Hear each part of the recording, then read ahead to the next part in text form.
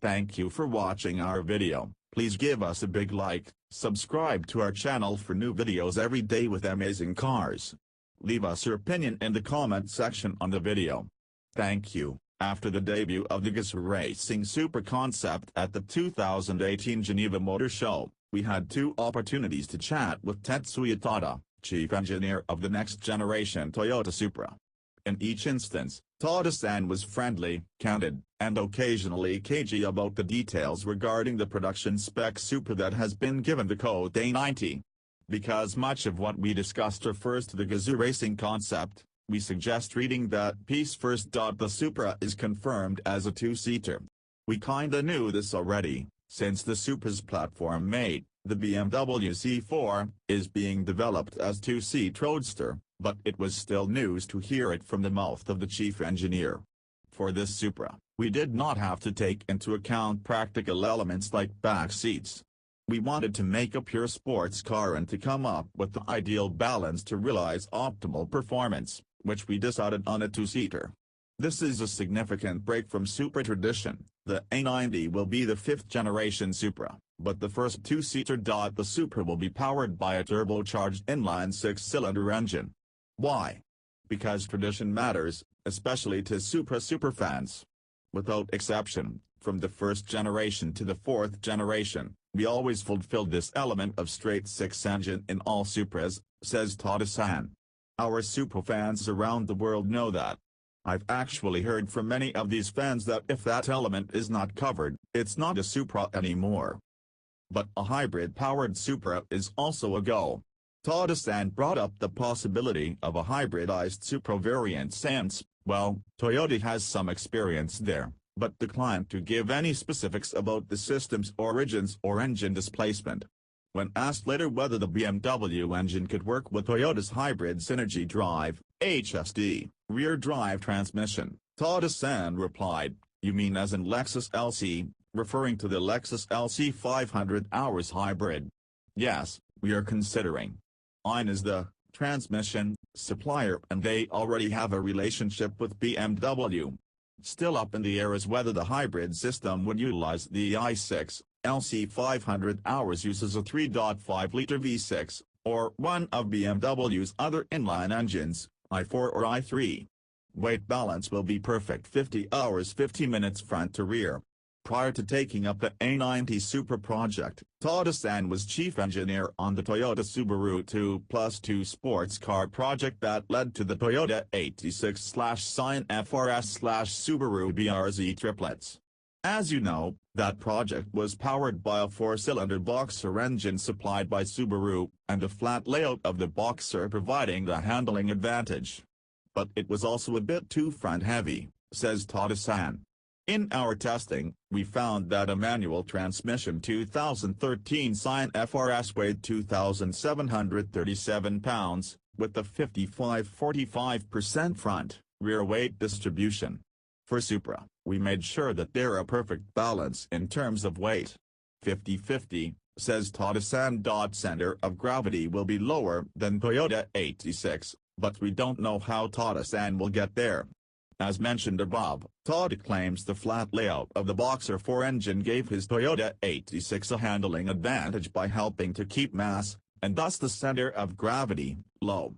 In fact, during the launch of the Toyota GT86 and Scion FRS, it was claimed the Boxer engine sat only 0.6 inches higher than the engine in the LFA. Tada says, the Supra's center of gravity will go even lower than the 86/FRS, and if the Gazoo Racing Supra concept's dimensions are a guide, he is off to a good start. The roof height of the Supra concept is 48.4 inches, which is 2.2 inches lower than the roof of the 2018 Toyota 86. But remember that the inline-six engine should be considerably longer, taller, even if tilted to one side, and possibly heavier, since it will be turbocharged. Although the GR Supra concept is 13.4 inches longer than the 86, part of that is the massive rear diffuser and front lip, and the wheelbase is actually about 4 inches shorter.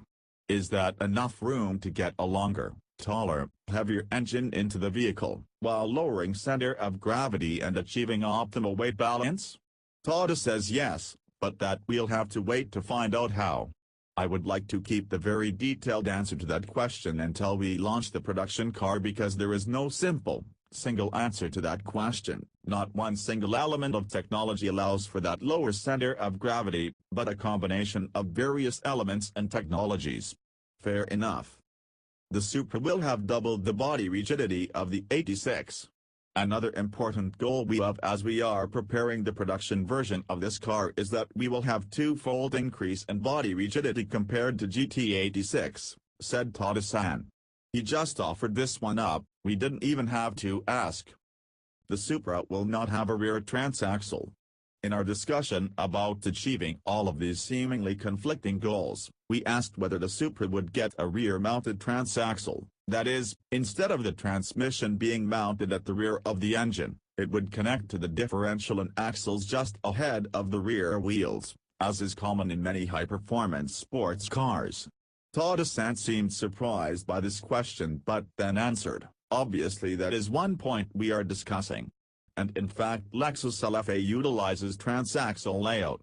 And obviously there are benefits to a transaxle, but it increases complexity, cost, and therefore price, to the customer.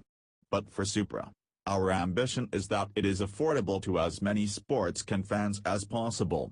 So we would really like to keep a reasonable price and the low center of gravity, without relying on transaxle technology. That really was the hardest part in our development. Supra will have active torque vectoring. Unlike the Toyota 86, which uses a brake-based system, called VSC track mode, to brake the rear wheel on the inside of the turn and send torque to the outside wheel, via torsion LSD, the Supra will use a higher performance active torque vectoring differential. Tada-san declined to give details on what kind. Supra will have electronic power steering, but not steer-by-wire, or brake-by-wire for that matter. Tada-san seemed genuinely confused when we asked if a steer-by-wire system would help solve any packaging problems. The answer is no, because in every major market, cars with fully electronic steering still must have a redundant mechanical linkage, in case of system failure. We knew the rules haven't changed, but thought perhaps the Supra team found a way around them. Tada-san also flatly denied that Supra would have a brake-by-wire system. Supra benchmarks? Porsche. When asked which vehicles his team has been examining, Tada-san demurred by saying, there is no clear benchmark in terms of the Supra model. But every time there is a new model from Porsche, we make sure to buy them and study them. So that is one important difference. Supra will go racing around the world soon, and you can drive. According to Tada-san, in early April, the Gazoo Racing Supra concept will be available to drive in a global virtual e-race series put together by the and PlayStation racing game Gran Turismo. Gran Turismo founder Kazunori Yamauchi's long-standing love affair with sports cars and his deep connections with car manufacturers, especially from Japan, means this announcement isn't much of a surprise. Neither is Tada's claim that the sensation of driving will be quite realistic. We inputted so many new technologies. Supra will return to racing in the Super GT top-level GT 500 class. E-racing aside, the Gazoo Racing Supra will also go compete in various series in real life, including the Super GT series popular in Japan and throughout Asia. This is a modern version of the legendary Japanese Grand Touring Championship, in which the A80 Supra competed in the top-level GT 500 class.